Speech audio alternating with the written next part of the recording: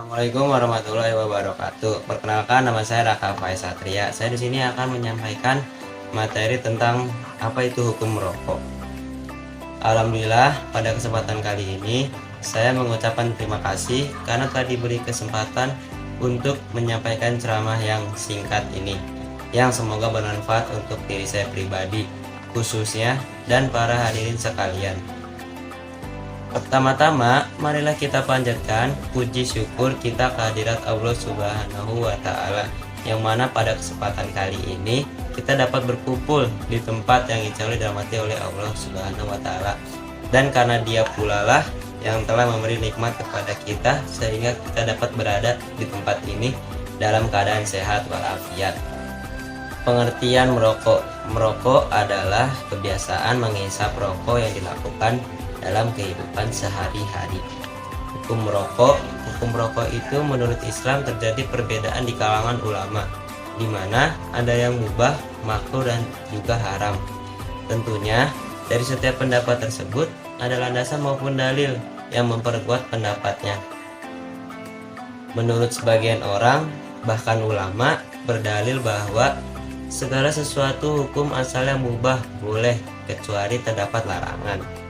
Berdasarkan firman Allah dalam surat Al-Baqarah ayat 29, yaitu yang artinya,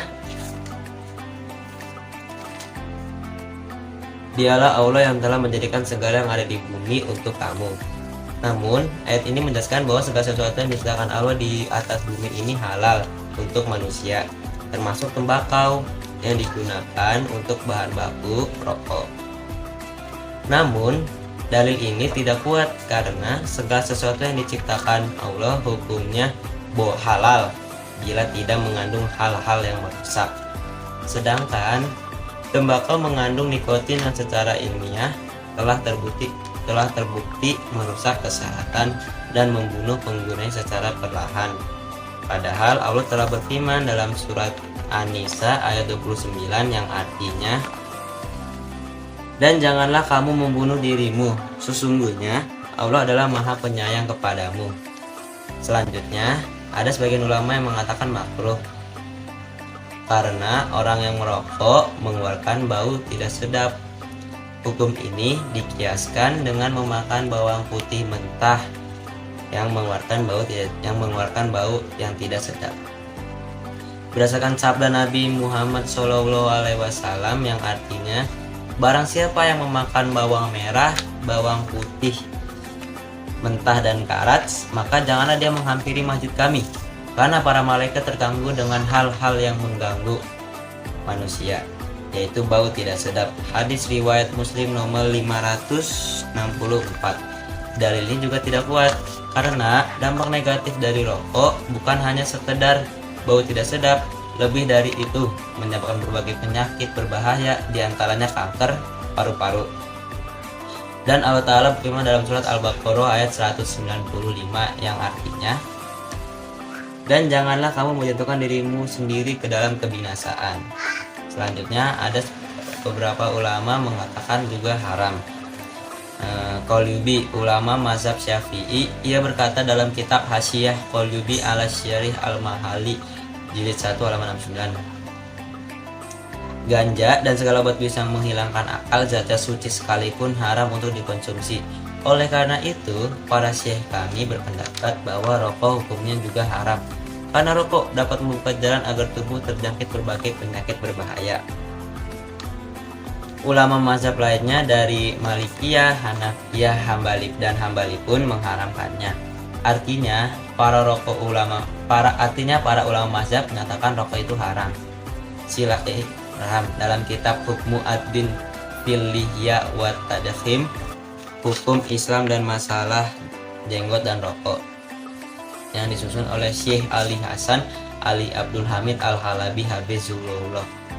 Alasan mengapa rokok haram adalah karena dalil-dalil berikut ini. Allah Ta'ala berfirman dalam surat Al-Baqarah ayat 195 yang artinya, dan janganlah kamu menjatuhkan dirimu sendiri ke dalam kebinasaan, karena merokok dapat menjerumuskan dalam kebinasaan, yaitu merusak seluruh sistem tubuh, menimbulkan penyakit kanker, penyakit pernapasan, penyakit jantung, alasan ini sangat jelas rokok terlarang atau haram. Selanjutnya, Rasulullah Shallallahu Alaihi Wasallam juga bersabda, tidak boleh memulai memberi dampak buruk mudarat pada orang lain, begitu pula membalasnya. Hadis riwayat Ibnu Majah nomor 2340. Dalam hadis ini dengan jelas terlarang memberi mudarat atau dampak buruk pada orang lain, dan rokok termasuk dalam larangan ini. Perlu diketahui bahwa merokok pernah dilarang oleh Khalifah Utsmani pada abad ke-12 Hijriyah, dan orang yang merokok dikenakan sanksi serta rokok yang beredar disita pemerintah lalu dibakar lalu dimusnahkan. Para ulama mengharamkan merokok berdasarkan kesepakatan para dokter di masa itu yang menyatakan bahwa rokok sangat berbahaya terhadap kesehatan tubuh. Kesimpulannya dari pembahasan yang sudah kita bahas tadi, menurut saya rokok itu haram. Kenapa bisa rokok itu haram? Karena merokok itu membawa dampak buruk mudarat bagi diri sendiri maupun orang lain. Sudah jelas juga dalam bungkus rokok itu ada tulisan merokok itu membunuhmu. Jika rokok itu haram, maka jual belinya pun haram. Ibnu Abbas berkata bahwa Nabi SAW bersabda, jika Allah Azza wa Jalla mengharamkan untuk mengkonsumsi sesuatu, maka Allah haramkan pula upah atau hasil penjualannya. Hadis riwayat Ahmad 293. Jika jual beli rokok terlarang, begitu pula jual beli bahan bakunya, yaitu tembakau, juga ikut terlarang. Karena jual beli tembakau yang nantinya akan diproduksi untuk membuat rokok termasuk dalam tolong menolong dalam berbuat dosa. Allah Ta'ala berfirman dalam surat Al-Maidah ayat 2 yang artinya, janganlah tolong menolong dalam berbuat dosa dan pelanggaran. Oke, akhir kata, sampailah ceramah saya pada bagian penutup. Sebagaimana tidak ada gading yang tidak retak, apa yang saya sampaikan tadi juga pasti tidak luput dari kekurangan dan kesalahan saya. Saya meminta maaf, dan kepada Allah saya memohon ampun. Semoga apa yang disampaikan dapat bermanfaat bagi kita semua, terkhusus saya pribadi. Wassallallahu ala Muhammad wa ala alihi wa sahbihi wasallim. Wa akhiru wa da'wana alhamdulillahi rabbil alamin.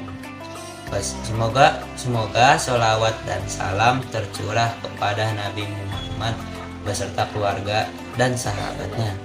Dan sekian penutup dari ceramah saya.